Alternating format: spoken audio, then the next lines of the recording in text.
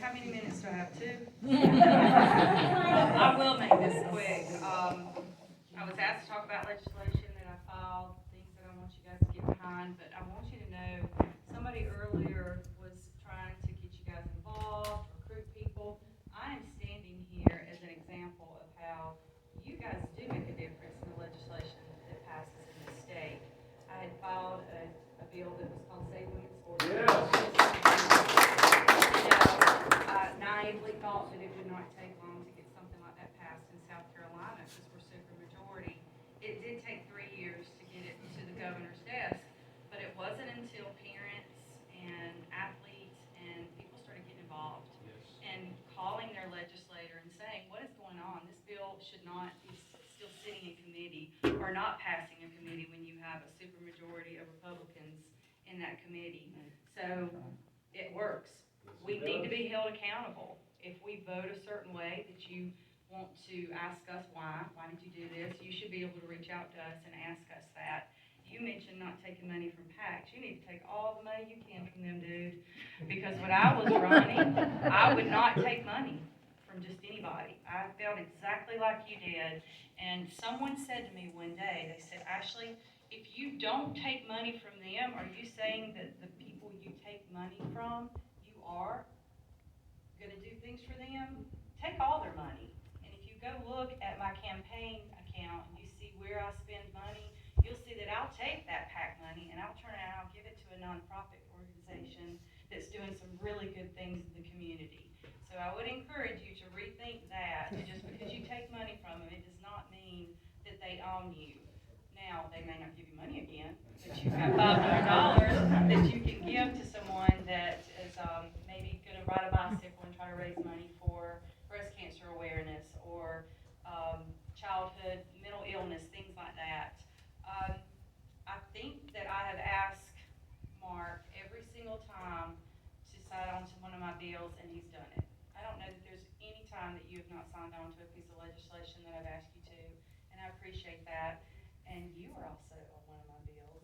Remember, I think one of the first things I said to you, Wynn, was you need to come on over to the Republican side. So, I'm going to talk just a little bit about 2 bills that I'm pre-filing, and then I'll go over some legislation that I filed previously last session. But the one that I've already pre-filed is to remove any sales tax on guns and ammunition. We're in a time right now where they're trying to, take away our right to bear arms. I don't think you should have to pay taxes on your guns and on your ammunition, so that's something that's been pre-filed. The other bill that I'm getting ready to pre-file, we see a lot of times as legislators that people will step down from their commitments halfway through their term. It's a 2-year term, and that's simply because they have to be removed for 1 year before they can run for a lobbyist position, governmental affairs, or a judge seat. I disagree with that. I don't believe that you should have to pay for a special election because someone will not complete their 2-year term and finish their commitment. So that bill will be pre-filed as well. Some of the bills, one of the bills that I would love to get you guys to get behind and support is last year we did pass legislation to help policemen if they had been killed in line of duty. I wanted to extend that to EMS and to firefighters. So I worked with Upstate Warrior Solutions, and I filed that bill last session. It's still sitting in committee. None of my bills really have received much attention this session, but it would be nice if I could get some folks to reach out and to. What committee is it sitting in?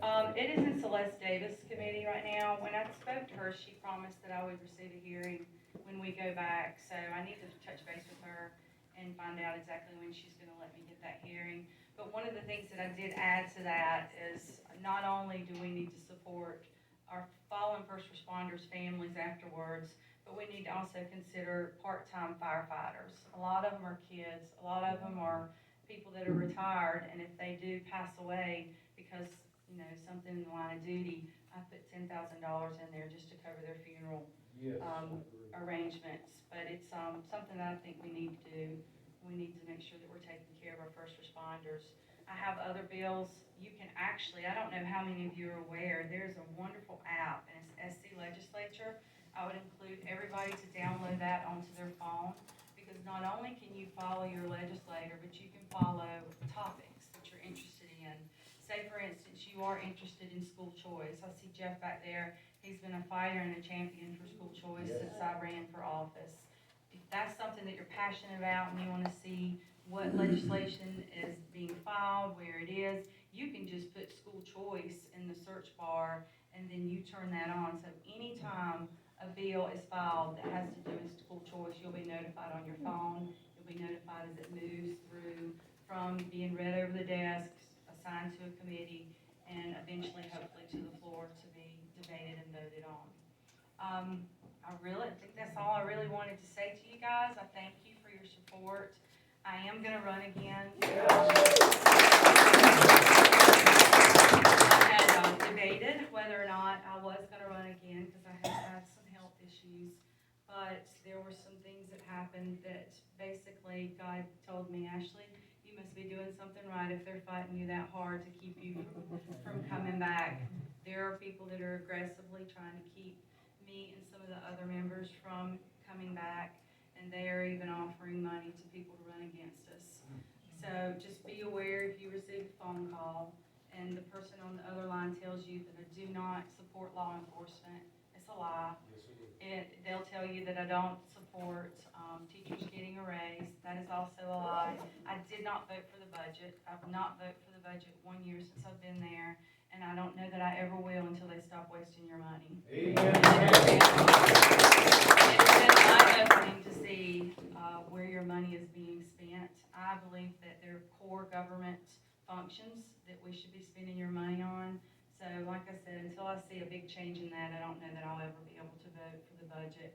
And that puts me on the front line, unfortunately, for those phone calls to tell you I don't support the teacher raises and so on. So just know that you always can call me and you can ask me why I didn't vote for something or why I did vote for something. And I'll be open to have that conversation with you and let me explain to you why I decided to do what I did. Yes, ma'am. Where's your territory? Where's your precinct? I'm District 28. It's the southern part of Greenville County. Yes, sir. We're experiencing the same thing. I love your idea. That is awesome. Let's start looking at money, because the question was asked, why are they doing this? Everything that happens in Columbia or in any type of government entity, it is driven by money, period. That's it. So when you start taking that money from them, then you're going to see results and you're going to see people pay attention to you. So that's a great idea. I'd love to sign on to that legislation and help get behind that when you file it. Speaking of that, because we've been battling the activity as part of the medical committee hearing that happened a few weeks ago. And Dr. Simmer turned around and went back to us by endorsing your shot. That 2020, that was all about money. That was all about the CARES Act. It was billions of dollars that came in that bought all the horrible stuff that happened in the last 2 years. Is there anything the state can do to regulate, to get transparency, money that's funneling in from federal? With that being federal money, they're very specific where it can be spent. I know that when we were going through the budget, there was a group of us that tried to put amendments in to keep it from going towards certain things, but there's not much you can do with the federal dollars because they're very specific. They have those strings attached. And they do have the strings attached. I'm a part of a group that's okay looking at that money in the federal government and saying keep it. But then you have some people that, that they look at it as it's doing good for this community, it's doing that. You can argue both ways, but until we cut those purse strings and we look at the federal government and say, get out of our county, get out of our state, they're gonna continue to be able to push their agenda and get things done with that money, I'll throw something unfortunately. in too, Ashley, because our districts border each other, and I know all y'all travel on down 35. This is just an example of federal money, okay? Well, we got some money in the state budget to put signs that say, welcome to Fountain Inn. Simpsonville has them, Malden has them, they're all beautiful up and down the road. So we had these done for Fountain Inn, there's gonna be two, one coming north and one coming south. Facebook thing went crazy over it. It was just a two-career was trying to place it, you know? But there's federal dollars on 385. So it had to be approved, the placement had to be approved by federal dollars, state dollars, the state dollars. The state approved it. Then it had to go to the federal government to approve the placement of the signage. But when they put the sign up recently to look at it, it needs to be moved a little bit because it just didn't look right when you saw it up there. So now the state government's already applied, and it's gonna be 6 to 8 weeks before we can hear back from the federal government whether or not that sign can be placed. One Because that money. one thing that I will say, the money is there, even without the federal dollars. So when you look at, I'm on the lawsuit against Greenville County Council. Yes.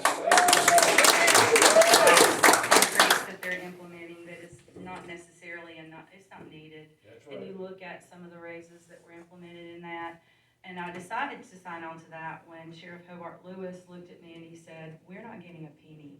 I'm tired of them telling people that money is going toward law enforcement, and it's going toward this."